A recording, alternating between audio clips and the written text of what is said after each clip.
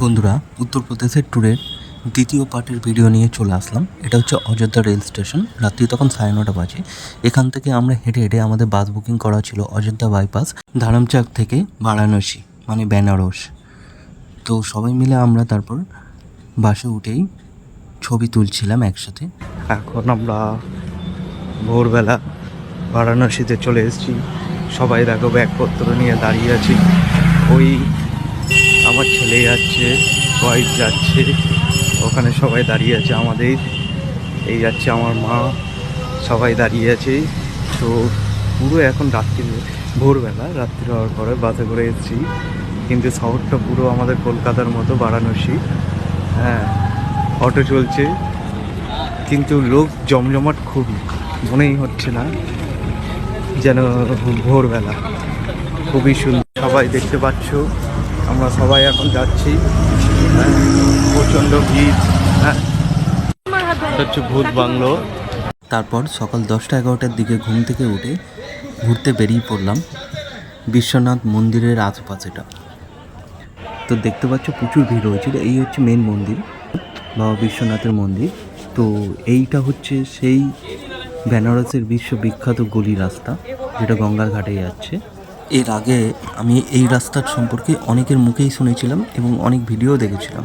আর প্রচণ্ড ভিড় হয়েছিল, যার কারণ হচ্ছে মহাকুম্ভ মেলা চলছিল, যার কারণে। তো এই হচ্ছে মণিকর্ণিকার ঘাট, মহাশ্মশান। আর এখানেই বাবা ভোলেনাথের বসবাস।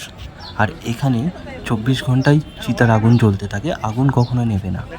তো জায়গাটা এতটাই সুন্দর আমার ধারণা ছিল না। তো খুবই সুন্দর। এই সময় প্রচণ্ড ভিড় হয়েছিল, প্রায় পা রাখার জায়গা ছিল না। আর এইটা দেখতে পাচ্ছেন একটা মন্দির গঙ্গার ধারে, প্রায় গঙ্গার ধারে চলেই এসেছি। তো এই যে গঙ্গার ধারটা দেখে মানে কল্পনা করতে পারিনি এতটা সুন্দর মণিকর্ণিকার ঘাটটা, অপূর্ব সুন্দর। আর সকালবেলা বোট চলছে, খুবই সুন্দর লাগছে দেখতে ভিউটা।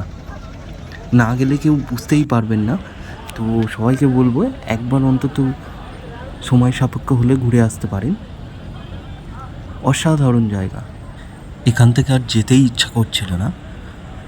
তো ওখানেই চারিপাশটা আশেপাশে ঘুরে দেখছিলাম। আর সামনে রয়েছে আমি, আর আমার সাথে একজন গেছিল সকালবেলা, সুরজিৎদা। তো এই হচ্ছে মহাশ্মশানটা।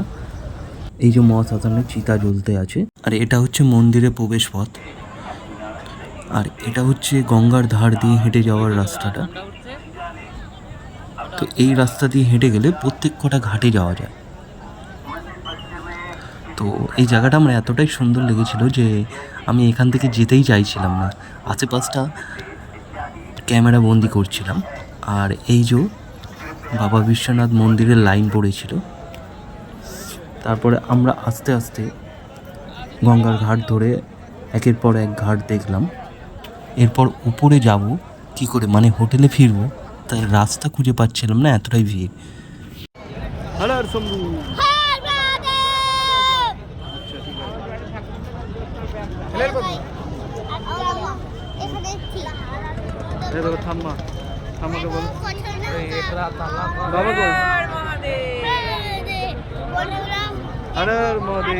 বাবা কই, বাবা কই?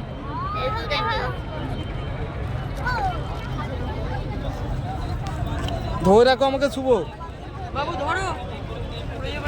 ফোনের দিকে তাকাও, ফোনের দিকে তাকাও। এই সময়টা বিকালবেলা, আমরা সপরিবারে চলে এসেছিলাম গঙ্গার ঘাটে প্রত্যেক কটা ঘাট দর্শন করার জন্য। কিন্তু আমরা একটা বড় জিনিস মিস করেছি, যেটা হচ্ছে এই সময় 18 তারিখ ছিল ফেব্রুয়ারি মাসে। তো মহাকুম্ভ মেলা চলছিল। তো তার জন্য গঙ্গা আরতিটা বন্ধ ছিল আগামী 26শে ফেব্রুয়ারি পর্যন্ত। তো সেটার জন্য খুব একটা মনটা খারাপ হয়ে গেছিল। তো যাই হোক, তারপরে আমরা ঘোরাঘুরি করছিলাম গঙ্গার ঘাটে। এটা সন্ধেবেলায় আমরা গঙ্গার ঘাটে, আমি এবং আমার মিসেস দুজন মিলে আমরা প্রদীপ কিনে আনলাম গঙ্গা আরতি করার জন্য। তো দাঁড়িয়েছিলাম। তো একের পর এক নৌকা চলে আসছিল। ভিড় প্রচণ্ড ছিল যার কারণে। তারপরে আমরা দুজন মিলে গঙ্গা আরতি করলাম। আর এই সন্ধ্যাবেলার ভিউটা আরও খুব সুন্দর লাগছে। অবশেষে আমরা জায়গা পেলাম সন্ধ্যা আরতি করার জন্য গঙ্গার ঘাটে। আর এই ঘাটটার নাম ছিল বাহারি ঘাট। চলো তোমাদের গঙ্গার ঘাটের ভিউটা দেখিয়ে দিই। সাড়ে সাড়ে বোট দাঁড়িয়ে আছে আর সাড়ে সাড়ে বোট চলতেই আছে অনবরত। হচ্ছে কাশী বিশ্বনাথের বাহারি ঘাট। এখন আমি সন্ধ্যাবেলা বাহারি ঘাটে এসেছি। দেখতে পাচ্ছেন আপনারা কি সুন্দর ভিউ, কত লোক।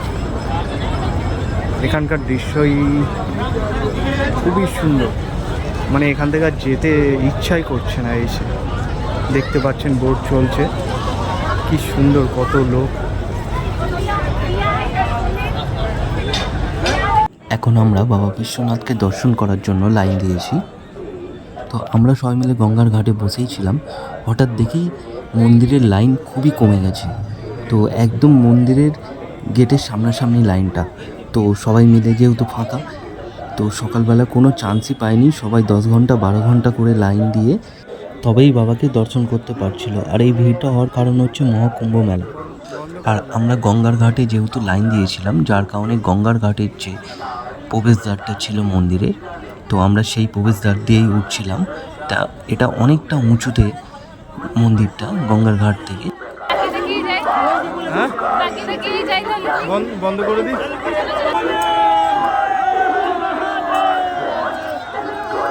আর এই ভিড়টা দেখতে পাচ্ছ, এটা মন্দিরে ঢোকার আগের ভিড়টা, যেটা জিগজ্যাগ লাইন করা আছে, প্রায় 25খানা লাইন করা আছে। তো আমরা এটা অতিক্রম করেই এসেছি। আর এই হচ্ছে বাবা বিশ্বনাথের গর্ভগৃহ মন্দির। মন্দির থেকে আমরা ঘুরে এসে সবাই মিলে বসেছিলাম, তো ফটো তুলছিলাম ওখানটা বসেই।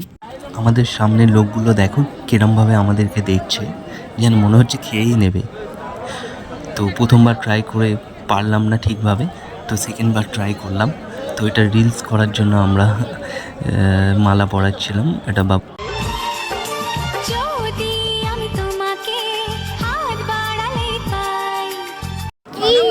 কেমন আছেন দাদা?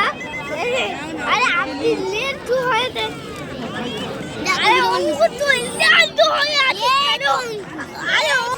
বন্ধুরা, আপনার আমার ভিডিওটা আপনাদের কেমন লাগছে কমেন্ট করে কিন্তু সকালে জানাবেন। মন্দিরের ভেতরে বসে সবাই খুব মজা করছিলাম, ফটো তুলছিলাম আর রিলস বানাচ্ছিলাম। আর এটা হচ্ছে বাবা বিশ্বনাথের গর্ভগৃহ মন্দির। তো আমরা দূর থেকে ছবিটা তুলেছি, তারপর সবাই আশেপাশে ঘুরে দেখতে দেখতে একটু ফটো তুলছিলাম। আর এই যে এবার আমরা মন্দির থেকে গঙ্গার ঘাটের দিকে যে প্রবেশদ্বারটা আছে ওখান থেকেই যাচ্ছি। আমার মিসেস আর ছেলে হেঁটে হেঁটে নামছে, তো ওদের ভিডিওটা আমি বানাচ্ছি জাস্ট। তো তারপরের দিন আমাদের হঠাৎ ঠিক হলো আমরা প্রয়াগরাজ অর্থাৎ মহাকুম্ভ মেলাতে যাব।